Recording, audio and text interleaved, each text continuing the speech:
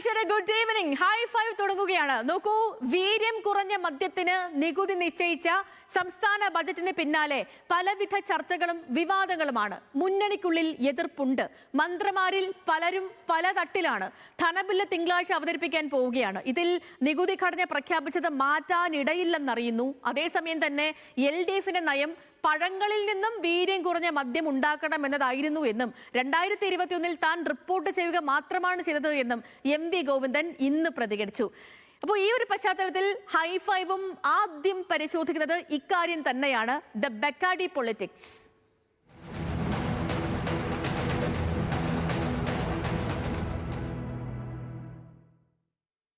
നമുക്ക് ഈ വാർത്തയിൽ ആദ്യം പ്രതികരണങ്ങളിൽ നിന്നും വിശകലനങ്ങളിലേക്ക് പോകാം. വീര്യം കുറഞ്ഞ മദ്യം വിൽക്കുന്നതിൽ മദ്യനയമാണ് അവസാന വാക്കെന്നാണ് എക്സൈസ് മന്ത്രി M ലിജു പറഞ്ഞത്.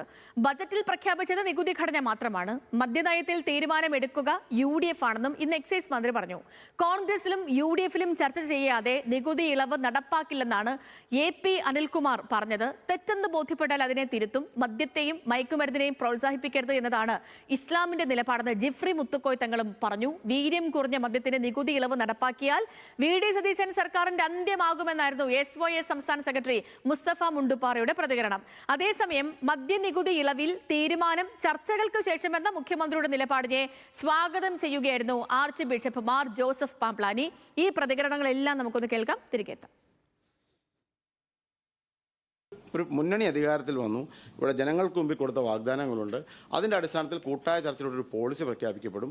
ആ പോളിസിയുടെ അടിസ്ഥാനത്തിൽ മാത്രമേ തീരും. ഇത് വ്യക്തിപരമായ ഇഷ്ടാനിഷ്ടങ്ങളുടെ പ്രസക്തിക്ക് അപ്പുറത്ത് UDF എടുക്കുന്ന നിലപാട് കോൺഗ്രസിനകത്ത് ഏതെങ്കിലും തരത്തിലുള്ള ഒരു ഗവൺമെന്റിനകത്ത് മുന്നോട്ട് പോകുമ്പോൾ അത് ശരിയല്ല എന്നൊരു തോന്നൽ ജനങ്ങൾക്കിടയിൽ വന്നു കഴിഞ്ഞാൽ അത് ശരിയല്ല എന്ന് ലീഡർഷിപ്പ് പറയും.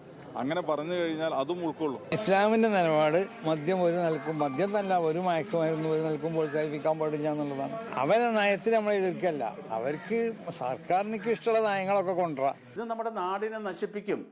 അതുകൊണ്ട് തന്നെ UDF സർക്കാർ, UDF മുന്നണി, കോൺഗ്രസ് ഉൾപ്പെടെയുള്ള മുസ്ലിം ലീഗ് ഉൾപ്പെടെയുള്ള നമ്മുടെ രാഷ്ട്രീയ പാർട്ടികൾ ഈ മദ്യം വ്യാപിപ്പിക്കാനുള്ള തീരുമാനമെടുക്കാൻ 1% പോലും സാധ്യതയില്ല.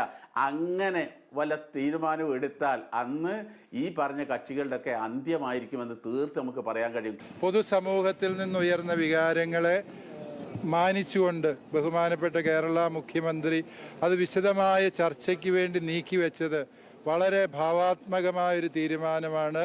മുഖ്യമന്ത്രിയുടെ ആ നിലപാടിനോട് ഞങ്ങൾ പ്രത്യേകമായി നന്ദി അറിയിക്കുന്നു. ഇന്ന് വന്ന പ്രധാനപ്പെട്ട ഈ വിഷയവുമായി ബന്ധപ്പെട്ടുള്ള പ്രതികരണങ്ങളാണ് നമ്മൾ തുടർച്ചയായി കണ്ടുകൊണ്ടിരുന്നത്. ഇതിൽ സ്പീക്കർ തിരുവഞ്ചൂർ രാധാകൃഷ്ണന്റെ കൂടെ പ്രതികരണം ഇന്നുണ്ടായിരുന്നു. ഇത് UDFിനെ അല്ലെങ്കിൽ ജനങ്ങളെ കേട്ട് മാത്രമേ ഒരു തീരുമാനവുമായി UDF മുന്നോട്ട് പോവുകയുള്ളൂ എന്നൊരു പ്രതികരണം ഇന്നിപ്പോൾ ഈ വിഷയത്തിൽ തിരുവഞ്ചൂര് നടത്തിയിരുന്നു. പ്രതികരണങ്ങൾ കഴിഞ്ഞ സ്ഥിതിക്ക് നമുക്കിനി വിശകലനങ്ങളിലേക്ക് പോകാം. VS അനുവും അതേപോലെ അർജുൻ രാജും തിരുവനന്തപുരത്ത് നമുക്കിപ്പം തത്സമയം ചേരുന്നുണ്ട്. ആദ്യം VS അനുവിലേക്കാണ്. Anu, good evening. ഇപ്പം ഈ നികുതി ഘടന തീരുമാനിക്കൽ അത് ധനമന്ത്രിയുടെ വിവേചന അധികാരമാണ്. ഇങ്ങനൊരു വിശദീകരണമാണ് ധനമന്ത്രി കൂടിയായ മുഖ്യമന്ത്രി പറയുന്നത്. ആ വിശദീകരണം UDFിനെ തൃപ്തിപ്പെടുത്താൻ പാകത്തിലുള്ളതായിരുന്നില്ല തുടക്കത്തിൽ. ഇതിപ്പോ ധനബില്ല് വരാൻ പോവുകയാണ്. അതിൽ നിന്ന് നികുതി ഘടന മാറ്റാൻ നിലവിൽ ഇടയില്ല എന്നറിയുന്നു. അതിലേക്ക് K മുരളീധരനും M ലിജുവും അടക്കമുള്ള മന്ത്രിമാർ എത്തിയിരിക്കുകയാണ്. അതായത് ധനമന്ത്രിയുടെ വിശദീകരണത്തിലേക്ക്, ധനമന്ത്രി കൂടിയായ മുഖ്യമന്ത്രി പറയുന്നത് പോലെ ഈ നികുതി ഘടന തീരുമാനിക്കാനുള്ളത് അത് ധനമന്ത്രിയുടെ മാത്രം വിവേചന അധികാരമാണ് എന്നുള്ള വിശദീകരണത്തിലേക്ക് K മുരളീധരനും M ലിജുവും അതേപോലെ ഘടകകക്ഷി മന്ത്രി ഷിബു ബേബി ജോൺ അടക്കമുള്ളവർ എത്തുന്നുണ്ട്. പക്ഷേ സുധീരൻ അടങ്ങുന്നില്ല. സുധീരൻ ഇപ്പോഴും വിമർശനം ഉന്നയിക്കുന്നുണ്ട്. പ്രതിപക്ഷം അടങ്ങുന്നില്ല. അവർ അവരുടെ പ്രതിഷേധം ഉന്നയിക്കുന്നുണ്ട്. അപ്പോൾ എങ്ങനെയാകും അനു ഈ വിഷയത്തെ ഇനി UDF കൈകാര്യം ചെയ്യുക?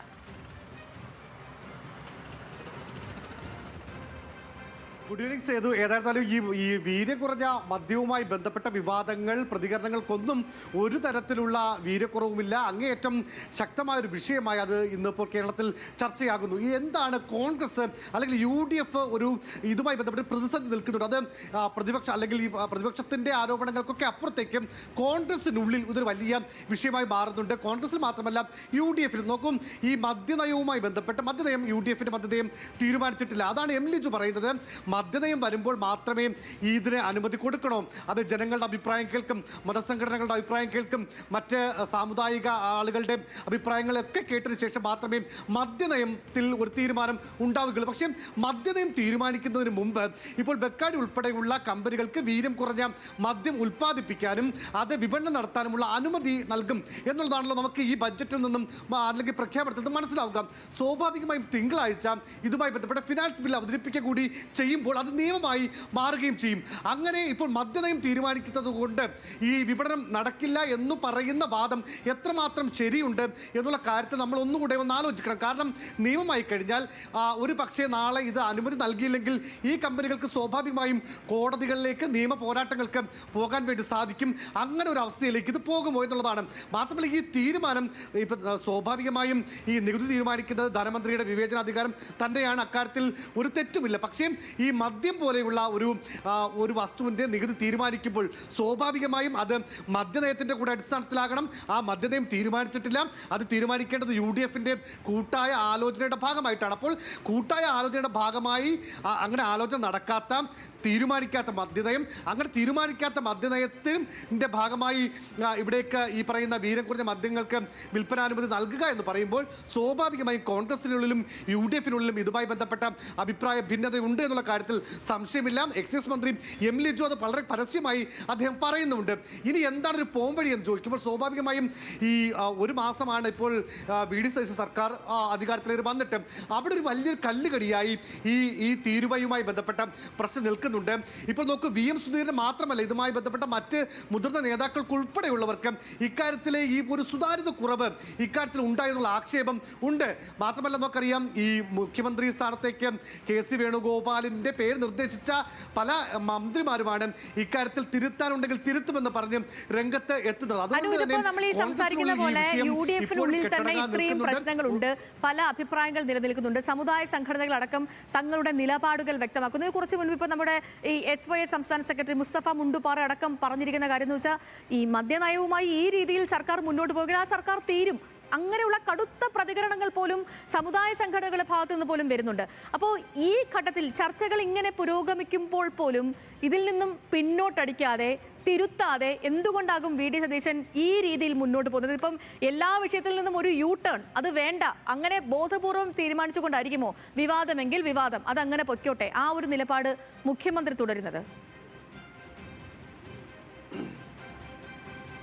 സ്വാഭാവികമായും മുഖ്യമന്ത്രിയെ സംബന്ധിച്ച് അദ്ദേഹത്തിന് പഴിചാരാൻ അല്ലെങ്കിൽ എന്തുകൊണ്ട് ഞങ്ങൾ ഇങ്ങനെ ഒരു തീരുമാനം എടുത്തു എന്ന് പറയാവുന്ന ഒരു വീഴ്ച അല്ലെങ്കിൽ അതുമായി ബന്ധപ്പെട്ട നടപടിക്രമങ്ങൾ അത് ഇടത് സർക്കാരിൻ്റെ ഭാഗത്തു നിന്നും ഉണ്ടായിട്ടുണ്ട്. നമുക്കറിയാം ഈ ബെക്കാഡി കമ്പനി രണ്ടാം പിണറായി സർക്കാരിൻ്റെ കാലത്താണ് ഈ പറയുന്ന വീര്യം കുറഞ്ഞ മദ്യം ഉൽപ്പാദിപ്പിക്കുന്നതിനും വിതരണം ചെയ്യുന്നതിനുമുള്ള അനുമതിക്ക് സർക്കാർ സമീപിക്കുന്നത്. അതുകൊണ്ടാണ് അദ്ദേഹം എപ്പോഴും പറയുന്നത് മറ്റ് നടപടികൾ മുഴുവൻ അവർ ചെയ്തതാണ്, ഞങ്ങൾ ഈ പറയുന്ന നികുതി ഘടന നിശ്ചയിക്കുക മാത്രമാണ് ചെയ്തത് എന്ന് പറഞ്ഞൊഴിയാൻ അല്ലെങ്കിൽ ഈ പറയുന്ന പഴിചാരാൻ ഒരു തൂണ് അത് LDFന്റെ മുൻ നടപടി അവർക്ക് ആശ്വാസകരമാകുന്നുണ്ട്, പ്രത്യേകിച്ച് മുഖ്യമന്ത്രിക്ക്. പക്ഷേ അതിനൊക്കെ അപ്പുറത്തേക്ക് പ്രധാനമായും ചോദ്യമാകുന്നത് തൂഫാൻ, ഓപ്പറേഷൻ തൂഫാൻ വരുന്നു, മയക്കുമരുന്നിനെതിരായി സർക്കാരിൻ്റെ വലിയ പ്രവർത്തനം നടക്കുന്നുണ്ട്.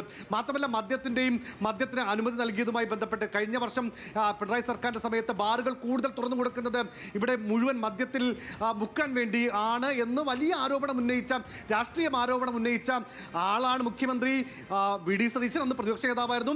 അന്ന് മുഴുവൻ UDF പാർട്ടികളും അതിനെ VD സതീശനൊപ്പം നിന്ന് സർക്കാരിനെതിരെ പോരാടിയവരാണ്.